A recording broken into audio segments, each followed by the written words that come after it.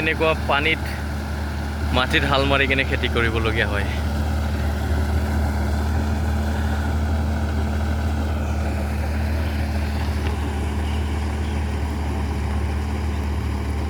ইয়াত এখন আছে, বাই আছে, আৰু লগতে আমাৰ ইয়াত এখন আছে, তেওঁৰ ষ্টাৰ্ট হোৱা নাই, সেইটোৰ কাৰণে তাতে ৰখি থাকিবলগীয়া হৈ আছে। মানে আমাৰ এজন ভাইয়ে হালি বান্ধি আছে, ৰড পৰিষ্কাৰ। এয়া এনেকুৱা পানীত আমি ট্ৰেক্টৰ চলাই কেনে হাল মাৰি খেতি কৰোঁ। এইকেইদিন কষ্ট কৰি শেষ কৰাৰ পিছত আৰু ধুনীয়াকৈ আমি বছৰটো খাবলৈ পাওঁ আৰু।